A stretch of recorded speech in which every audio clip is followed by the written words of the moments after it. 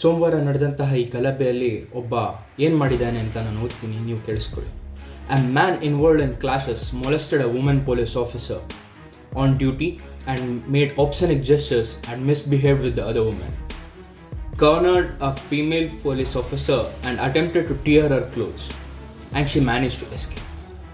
ಇದೆಂಥ ಆಡಾಸಿಟಿ! ನಿಮ್ಮ ರಕ್ಷಣೆಗೆ ಅಂತ ಇರುವಂತಹ ಫೀಮೇಲ್ ಆಫೀಸರ್ನೇ ನೀವು ಕೈ ಮಾಡ್ತಾ ಇದ್ದೀರಾ, ಅವ್ರನ್ನ ಮೊಲೆಸ್ಟ್ ಮಾಡ್ತಾ ಇದ್ದೀರಾ. ಇದಾ ಸಂಸ್ಕೃತಿ?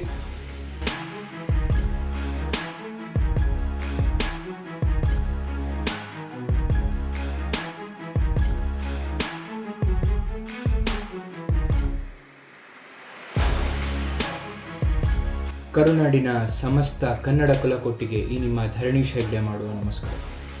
ವೀಕ್ಷಕರೇ, ತಮಗೆಲ್ಲರಿಗೂ DNA ಯೂಟ್ಯೂಬ್ ಚಾನಲ್ ಅರ್ಪಿಸುವ ಬ್ರೇಕ್ಡೌನ್ ಅಂಡ್ ಅನಾಲಿಸಿಸ್ ವಿಡಿಯೋಗೆ ಸ್ವಾಗತ ಸುಸ್ವಾಗತ. ಇವತ್ತಿನ ನಮ್ಮ ಶೀರ್ಷಿಕೆ ಬಂದು ನಾಗಪುರದ ಗಲಭೆ. ಸೋಮವಾರ ರಾತ್ರಿ 8:30ರಿಂದ 9 ಸುಮಾರಿಗೆ ಒಂದು ಗಲಭೆ ಶುರುವಾಗ್ತದೆ. ಎಲ್ಲಿ ನೋಡಿದರೂ ಕಲ್ಲು ತೂರಾಟ, JCB ಮೇಲೆ ಬೆಂಕಿ, ಪ್ರೈವೇಟ್ ವೆಹಿಕಲ್ಸ್ ಮೇಲೆ ಬೆಂಕಿ, ಮನೆಗಳ ಮೇಲೆ ಕಲ್ಲು ತೂರಾಟ, ಗಾಜು ಹೊಡೆತ, ಮನೆಯ ಕಿಟಕಿಗಳು ತುಂಡಾಗ್ತಾ ಇವೆ. ಏನು ಅಂತ ನೋಡಿದರೆ ಒಂದು ಮಾಬ್, ಏನು ಹೇಳ್ತೀವಿ, ಗುಂಪು, ಇದು ರೋಡಿಗಿಳಿದು ಈ ರೀತಿಯ ಗಲಭೆಯನ್ನು ಸೃಷ್ಟಿ ಮಾಡ್ತಾರೆ. ಇದಕ್ಕೆಲ್ಲ ಕಾರಣ ಏನು ಅಂತ ನೋಡಿ ಪೊಲೀಸ್ ಅವರೆಲ್ಲ ಹೇಳಿದ್ರೆ ಇಲ್ಲಿ ಆದಂತಹ ಘಟನೆಯೇ ಬೇರೆ. ಅಲ್ಲಿ ಬಂದಂತಹ ಪೊಲೀಸರ ಮೇಲೆ ಕಲ್ಲು ತೂರಾಟ, ಅಲ್ಲಿ ಬಂದಂತಹ ಒಂದು ಫಿಮೇಲ್ ಇನ್ಸ್ಪೆಕ್ಟರ್ ಮೇಲೆ ಮೊಲೆಸ್ಟೇಷನ್, ಅಲ್ಲಿ ಇದ್ದಂತಹ ಒಬ್ಬ ವರ್ತಕ, ಅಂದರೆ ಅಲ್ಲಿಯೇ ಬೆಳೆದು ದೊಡ್ಡವನಾದಂತಹ ವರ್ತಕ, ಅವನೊಟ್ಟಿಗೆ ಬೆಳೆದಂಥವ್ರು ಅವನ ಮೇಲೆ ಮಾಡಿದಂತಹ ಕೃತ್ಯದ ಬಗ್ಗೆ ಹೀಗೆ ಹೇಳಿದ್ದಾನೆ.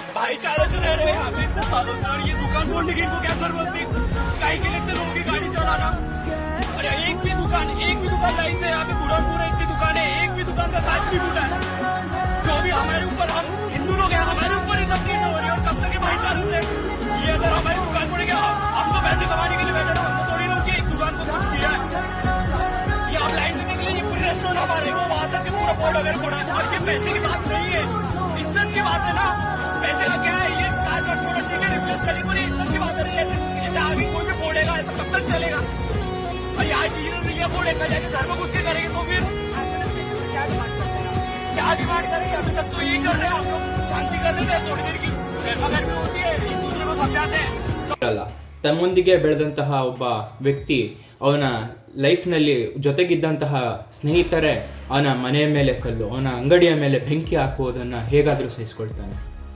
ಇದೆಲ್ಲ ಸ್ಟಾರ್ಟ್ ಆಗಿದ್ದು ಯಾವಾಗ ಅಂದರೆ, ವಿಶ್ವ ಹಿಂದೂ ಪರಿಷತ್ ಬಜರಂಗ್ ದಳದ 8ರಿಂದ 9 ಕಾರ್ಯಕರ್ತರು ಪೊಲೀಸ್ ಸ್ಟೇಷನ್ನ ಮುಂದೆ ಔರಂಗಜೇಬನ ಟೋಂಬ್ ಏನಿದೆ, ಅಂದರೆ ಸಮಾಧಿ ಏನಿದೆ, ಇದನ್ನು ಅಲ್ಲಿಂದ ತೆರವುಗೊಳಿಸಬೇಕು, ಅಂದರೆ ಈಗಿರುವ ಸಂಭಾಜಿನಗರ ಹಳೆಯ ಔರಂಗಾಬಾದ್ನಲ್ಲಿರುವಂತಹ ಈ ಔರಂಗಜೇಬನ ಸಮಾಧಿಯನ್ನು ತೆರವುಗೊಳಿಸಬೇಕು ಅಂತ ಪ್ರತಿಭಟನೆ ಮಾಡ್ತಾ ಇರ್ತಾರೆ. ಈ ಪ್ರತಿಭಟನೆ ಮುಗಿದು ಸಾಯಂಕಾಲ 7:30-8 ಗಂಟೆ, ಯಾವ ಟೈಮ್ ಅಂತ ನಿಮಗೆ ಗೊತ್ತಿದೆ. ಆ ಟೈಮ್ನಲ್ಲಿ ಫಹೀಮ್ ಶಹೀಮ್ ಖಾನ್ ಒಬ್ಬ MDPಯ ಲೋಕಸಭಾ ಕಂಟೆಸ್ಟೆಂಟ್ ಆಗಿದ್ದ. MDP ಅಂದರೆ ಮೈನಾರಿಟೀಸ್ ಡೆಮೊಕ್ರೆಟಿಕ್ ಪಾರ್ಟಿ. ಇವನ ಮೇಲೆ ಕೂಡ FIR ಆಗಿದೆ ಮತ್ತು ಇವನು ಹೇಳಿದಂತಹ ವಿಡಿಯೋ ಮತ್ತು ಇವನ ಫೋಟೋ ಕೂಡ ಪೊಲೀಸ್ ಹೊರಗೆ ಬಿಟ್ಟಿದ್ದಾರೆ. ಈ ವಿಡಿಯೋನ ನಾನು ಇಲ್ಲಿ ಹಾಕ್ಲಿಕ್ಕಾಗಲ್ಲ, ಯಾಕಂದರೆ ಇದು ಕಮ್ಯುನಿಟಿ ಗೈಡ್ಲೈನ್ಸ್ ಕೆಳಗೆ ಬರುತ್ತೆ. ಅವನು ಪ್ರಚೋದನಕಾರಿ ಭಾಷಣ ಮಾಡಿ ಈ ಒಂದು ಗುಂಪನ್ನು ಕೆರಳಿಸುವಂತಹ ಕೆಲಸ ಮಾಡಿದ್ದಾನೆ. ಈ ಕುರಿತಾಗಿ ಫಹೀಮ್ ಶಹೀಮ್ ಖಾನ್ ಇದ್ದವನು, ಅವನು ನೀಡಿದ ಆ ಭಾಷಣದಿಂದ ಕೆರಳಿದ ಗುಂಪು ಏನಿದೆ ಅದು ರೋಡಿಗಿಳಿದು ರೋಡ್ನಲ್ಲಿದ್ದಂತಹ ಕಾರ್ಗಳು, JCBಗಳು, ಮನೆ, ಮಠ, ದೇವಸ್ಥಾನ ಏನು ನೋಡಿದೆ ಎಲ್ಲ ಕಡೆಯೂ ಕಲ್ಲು ತೂರಾಟ ಮಾಡಿ ಬೆಂಕಿಯನ್ನು ಹಚ್ಚಿ ಗಲಭೆಯನ್ನು ಸೃಷ್ಟಿಸ್ತಾರೆ. ಈ ಗಲಭೆ ನಡೆಯುವಾಗ ಪೊಲೀಸರ ಮೇಲೆ ಕೂಡ ಹಲ್ಲೆಯನ್ನು ಮಾಡ್ತಾರೆ. ಒಂದು ಹೆಣ್ಣು ಪೊಲೀಸ್ ಆಫೀಸರ್ ಮೇಲೆ ಈ ನಿಟ್ಟಿನಲ್ಲಿ FIR ಅಲ್ಲಿ ಬರ್ಕೊಂಡಿದ್ದಾರೆ. ನಾನು ಓದ್ತೀನಿ, ಕೇಳಿಸ್ಕೊಳ್ಳಿ. The man involved in clashes molested a woman police officer on duty, made obscene gestures and misbehaved with the other woman. Cornered a female police officer and attempted to tear her clothes and she managed to escape from there. ಅಂದರೆ ಒಂದು police ಆಫೀಸರ್ನ ಮೂಲೆಗೆ ಹಾಕಿಕೊಂಡು ಅವಳ ಬಟ್ಟೆಯನ್ನು ಹರಿಲಿಕ್ಕೆ ಮತ್ತು ಅವಳ ದೇಹವನ್ನು appropriate ಆಗಿ ಮುಟ್ಟಲಿಕ್ಕೆ ಈ ಗುಂಪು ಮುಂದಾಗಿತ್ತು. ಅಂದರೆ ಅವರ ರಕ್ಷಣೆಗೆ ಅಂತ ಇರುವ ಪೊಲೀಸ್ ಆಫೀಸರ್ಗಳ ಮೇಲೆ ಒಂದು ಸೆಕ್ಯೂರಿಟಿ ಇಲ್ಲ ಅಂತ ಆದರೆ ಯಾವ ಮಟ್ಟಿನ ಗುಂಪಿನ ಮನಸ್ಥಿತಿ ಇರ್ಬೋದು, ಎಷ್ಟು ಅವರ ತಲೆಯಲ್ಲಿ ತುಂಬಿರಬಹುದು, ಇದನ್ನು ಯೋಚನೆ ಮಾಡಿ.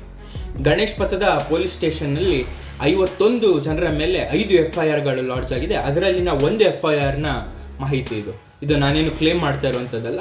ಆ FIRನ ಕಾಪಿಯನ್ನು ಕಮೆಂಟ್ ಸೆಕ್ಷನಲ್ಲಿ ಹಾಕಿರ್ತೀನಿ. ಮತ್ತು ಈ ವೆಬ್ಸೈಟ್ ಏನಿದೆ ಹಿಂದೂಸ್ತಾನ್ ಟೈಮ್ಸ್, ಇದರ ಆರ್ಟಿಕಲನ್ನು ಕೂಡ ಕಮೆಂಟ್ ಸೆಕ್ಷನಲ್ಲಿ ಹಾಕಿರ್ತೀನಿ. ಇಲ್ಲಿ ಮೇನ್ ನಾವು ನೋಡಬೇಕಾದದ್ದು, ಇದೆಲ್ಲ ಶುರುವಾದದ್ದನ್ನು ದೇವೇಂದ್ರ ಫಡ್ನವೀಸ್ ಅವರು ಏನು ಹೇಳ್ತಾರೆ ಅಂದರೆ, ಚಾವಾ ಅಂತಕ್ಕಂತಹ ಚಲನಚಿತ್ರ ರಿಲೀಸ್ ಆಗಿತ್ತು. ಅಲ್ಲಿ ಔರಂಗಜೇಬನ ಕುರಿತಾಗಿ ಏನು ತೋರಿಸಿದ್ರು ಮತ್ತು ಸಂಭಾಜಿ ಮಹಾರಾಜ ಅವರ ಕುರಿತಾಗಿ ಏನನ್ನು ತೋರಿಸಿದ್ರು. ಇದರಿಂದ ಕೆರಳಿದಂತಹ ಪರಿಸ್ಥಿತಿ ನಾಗ್ಪುರದಲ್ಲಿ ಉಂಟಾಗಿತ್ತು. ಅದರಿಂದ ಈ ಭಾಷಣವು ಅದಕ್ಕೆ ಪುಷ್ಟಿ ತುಂಬುವಂತಾದ್ದರಿಂದ ಈ ಗುಂಪು ಗಲಭೆಯನ್ನು ಸೃಷ್ಟಿ ಮಾಡಿದೆ ಅಂತ. ಆದರೆ ಅದೇ ವಿಕ್ಕಿ ಕೌಶಲ್ ಅವರು ಮಾಡಿರುವಂತಹ ಉರಿ ಸರ್ಜಿಕಲ್ ಸ್ಟ್ರೈಕನ್ನು ನೋಡಿ ಈ ಗುಂಪಿನಲ್ಲಿರುವವರು ಯಾರೊಬ್ಬರೂ ಕೂಡ ಮಿಲಿಟ್ರಿಗೆ ಹೋಗಿ ಜಾಯ್ನ್ ಆಗಲಿಲ್ಲ. ಯಾಕೆ? ಅದೇ ಅವರು ಮಾಡಿದಂತಹ ಸ್ಯಾಮ್ ಬಹದ್ದೂರ್ ಅವರ ಪಾತ್ರವನ್ನು ನೋಡಿ ಅಲ್ಲಿಯೂ ಮಿಲಿಟ್ರಿ ಬಗ್ಗೆ ಇತ್ತು, ಅಲ್ಲಿಯೂ ಭಾರತ ಸೇನೆಗೆ ಹೋಗಿ ಕೆಲಸ ಮಾಡುವಂತಹ ಆಸಕ್ತಿ ಅವರಲ್ಲಿ ಮೂಡಲಿಲ್ಲ. ಯಾಕೆ ಅಂತಕ್ಕಂಥ ಪ್ರಶ್ನೆ ಮಾಡುತ್ತೆ. ಯಾಕಂದರೆ ವೀಕ್ಷಕರೇ, ಈ ಒಂದು ಮಾಬ್ ಮೆಂಟಾಲಿಟಿ ಏನಿದೆ ಇದು ಯಾವತ್ತಿಗೂ ಕೂಡ ಹಾನಿಕರ.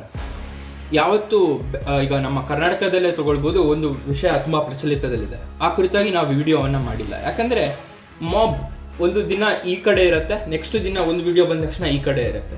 ಈ ಮಾಬ್ನ ಮೆಂಟಾಲಿಟಿಗೆ ನಾವು ಹೋಗ್ಬಾರ್ದು. ಯಾವತ್ತಿದ್ರೂ ಆ ಒಂದು ಡೀಟೇಲ್ಡ್ ಅನಾಲಿಸಿಸ್ ಏನಿದೆ ಅದನ್ನು ಮಾಡಬೇಕು. ಅದಕ್ಕೋಗಿ ಈ ಚಾನಲ್ ಇರುವಂಥದ್ದು. ಇಲ್ಲಿ ಯಾವುದೇ ವಿಷಯವನ್ನು ಅನಾಲಿಸಿಸ್ ಮಾಡಿ ಬ್ರೇಕ್ ಡೌನ್ ಮಾಡಿ ಯಾವುದೇ ಒಂದು ರೀತಿಯ ತರ್ಕಬದ್ಧವಾಗಿ ಏನಿದೆ ಅದನ್ನು ಮಾಡುತ್ತೇವೆ ಹೊರತು ಯಾವುದೇ ಕಡೆ ಲೀನಾಗಿ ಮಾತನಾಡುವಂಥದ್ದಿರಲ್ಲ. ಆ 8 ಜನ VHPಯ ಕಾರ್ಯಕರ್ತರನ್ನು ಕೂಡ FIR ಲಾಡ್ಜ್ ಆಗಿತ್ತು. ಅವರು ಕೂಡ ಪೊಲೀಸ್ ಸ್ಟೇಷನ್ಗೆ ಬಂದು ಸರೆಂಡರ್ ಆಗಿದ್ದಾರೆ. ಅವರ ತಪ್ಪೇನು ಅಂದರೆ ಪ್ರೊಟೆಸ್ಟ್ ಮಾಡಿದಂಥದ್ದು. ಪ್ರೊಟೆಸ್ಟ್ ಯಾವ ಕುರಿತಾಗಿ ಮಾಡಿದ್ರು? ಒಂದು ಮಸೀದಿ ಅಂತಾರೆ, ಇದು ಟಾಂಬ್ ಅಂತ ಹೇಳ್ತಾರೆ, ಔರಂಗಜೇಬನ ಸಮಾಧಿ ಏನಿದೆ ಅದನ್ನು ತೆರವುಗೊಳಿಸಿ ಅಂತ VHP ಕಾರ್ಯಕರ್ತರು ಏನು ಪ್ರತಿಭಟನೆ ಮಾಡಿದ್ರು. ಅದಕ್ಕಾಗಿ ಅವರ ಮೇಲೆ FIR ಆಗಿದೆ. ಅವರು ಕೂಡ ಬಂದು ಅಲ್ಲಿ ಶರಣಾಗಿದ್ದಾರೆ. ಈ ಕುರಿತಾಗಿ 50ರಿಂದ 51 ಜನರನ್ನು ಈಗ ಪೊಲೀಸವರು FIR ಹಾಕಿ ಕಸ್ಟಡಿಗೆ ತಗೊಂಡಿದ್ದಾರೆ. ಅದಾದ ನಂತರ ಈ ಮೊಲೆಸ್ಟ್ ಮಾಡಿದ್ದ ವ್ಯಕ್ತಿ ಯಾರಿದ್ದಾನೆ ಅವನ ಹುಡುಕಾಟ ಇನ್ನೂ ನಡೀತಾ ಇದೆ. ಅವನನ್ನು ಮೊದಲು ಹಿಡಿಬೇಕು. ಯಾಕಂದರೆ ಪೊಲೀಸ್ ಅವರು ಇರುವಂಥದ್ದು ರಕ್ಷಣೆಗಾಗಿ, ಅವರ ರಕ್ಷಣೆಯನ್ನೇ ಮಾಡ್ಕೊಳ್ಳಲಿಕ್ಕಾಗಲ್ಲ. ಆ ಮಟ್ಟಿಗೆ ಈ ಗುಂಪಿನ ಮನಸ್ಥಿತಿ ಹೊರಡುತ್ತೆ ಅಂದರೆ ಅವರನ್ನು ಏನು ಮಾಡಬೇಕು ಅಂತಕ್ಕಂಥದ್ದು ಮುಖ್ಯವಾಗುತ್ತೆ. ಯಾವತ್ತೂ ಅಷ್ಟೇ ಮಾಬ್ ಮೆಂಟಾಲಿಟಿಗೆ ನೀವು ಬರಬೇಡಿ. ಈ ಕುರಿತಾಗಿ ನಿಮಗೇನು ಅನಿಸುತ್ತೆ ಅಂತಕ್ಕಂಥದ್ದನ್ನು ಕಮೆಂಟ್ ಸೆಕ್ಷನಲ್ಲಿ ಕಮೆಂಟ್ ಮಾಡಿ. ಈ ಮಾಬ್ ಮೆಂಟಾಲಿಟಿಯಿಂದ ಆದಷ್ಟು ದೂರ ಇರೋಣ. ಹಾಗೂ ಈ ಕುರಿತಾಗಿ ನಮ್ಮ ಮಹಾರಾಷ್ಟ್ರದ ಗೌರ್ಮೆಂಟ್ ಏನೆಲ್ಲ ತಯಾರಿಗಳನ್ನ ಮಾಡ್ಕೊಂಡಿದೆ ಅಂತ ನೋಡಿದರೆ, ಅವರು ಕರ್ಫ್ಯೂಯನ್ನು ವಿಧಿಸಿದ್ದಾರೆ. ಅದಾದ ನಂತರ ಒಂದು ಕೂಡ ಇನ್ಸಿಡೆಂಟ್ ನಡೆದಿಲ್ಲ ಅಂತ ಅವರು ಕ್ಲೇಮ್ ಮಾಡ್ತಾ ಇದ್ದಾರೆ DCP ಅಲ್ಲಿರುವವರು. ಅದಾದ ನಂತರ 2000 ಆರ್ಮ್ಡ್ ಪರ್ಸನ್ಸ್ ಅನ್ನು ಹಾಕಿದ್ದಾರೆ ಅಲ್ಲಿ, ಅಂದರೆ ಪೊಲೀಸ್ ಆಫೀಸರ್ಸ್. ಅದರಲ್ಲಿ QRT ಅಂತ ಬರ್ತದೆ, ಕ್ವಿಕ್ ರೆಸ್ಪಾನ್ಸ್ ಟೀಮ್. ಅದಾದ ನಂತರ RCP, ರಯೋಟ್ ಕಂಟ್ರೋಲ್ ಪೊಲೀಸ್, ಈ ಟೀಮನ್ನು ಅಲ್ಲಿ ಹಾಕಿದ್ದಾರೆ. ಹಾಗೂ 2 DCPಗಳನ್ನು ಅಲ್ಲಿ ನೇಮಕ ಮಾಡಿದ್ದಾರೆ ಈಗ ಕರ್ಫ್ಯೂ ಮೊದಲು. ಆದರೆ ಈ ಮಾಬ್ ಗಲಾಟೆ ಏನಾಗಿತ್ತು ಅಂದರೆ, ಗುಂಪು ಘರ್ಷಣೆ ಏನಾಗಿತ್ತು ಅಥವಾ ಗುಂಪಿನ ಆಟೋಟೋಪಗಳು ಹೆಚ್ಚಿದ್ದಾಗ 10 ಜನ ಆಂಟಿ ರೈಟ್ ಕಮಾಂಡೋಸ್ಗಳ ಮೇಲೆ ಹಲ್ಲೆ ಆಗಿದೆ. ಹಾಗೂ 3 IPS ಆಫೀಸರ್ಗಳ ಮೇಲೆ ಹಲ್ಲೆ ಆಗಿದೆ. 2 ಫೈರ್ಮ್ಯಾನ್ಗಳ ಮೇಲೆ ಈ ಗುಂಪು ಘರ್ಷಣೆ ಮಾಡಿದೆ. ಅದಾದ ನಂತರ ಸುಮಾರಷ್ಟು ಸಿವಿಲಿಯನ್ಗಳ ಮೇಲೆ, ಅದಂತರ ವುಮೆನ್ ಪೊಲೀಸ್ ಆಫೀಸರ್ಗಳ ಮೇಲೆ ಮೊಲೆಸ್ಟೇಷನ್ ಮತ್ತು ಹಲ್ಲೆಯನ್ನು ನಡೆಸಿದೆ. ಈ ಕುರಿತಾಗಿ ನಿಮಗೇನು ಅನಿಸುತ್ತೆ? ಈ ಥರ ಗಲಭೆಗಳು ಕರ್ನಾಟಕದಲ್ಲಿಯೂ ಯಥೇಚ್ಛವಾಗಿ ನಡೆಯುತ್ತೆ. ಈಗ ಮಹಾರಾಷ್ಟ್ರದಲ್ಲಿ ಬಂದಿದೆ. ಇದನ್ನು ತಡೆಗಟ್ಟೋದಾದರೂ ಹೇಗೆ? ಜನರನ್ನು ಈ ಮಾಬ್ ಮೆಂಟಾಲಿಟಿಯಿಂದ ಹೊರಗೆ ತಗೊಳ್ಳೋದಾದರೂ ಹೇಗೆ? ಈ ಕುರಿತಾಗಿ ನಿಮಗೇನು ಅನಿಸುತ್ತೆ ಅಂತಕ್ಕಂಥದ್ದನ್ನು ಕಮೆಂಟ್ ಸೆಕ್ಷನಲ್ಲಿ ಕಮೆಂಟ್ ಮಾಡಿ. ನಾನು ನಿಮ್ಮ ಧರಣೀಶ್. ಧನ್ಯವಾದಗಳು.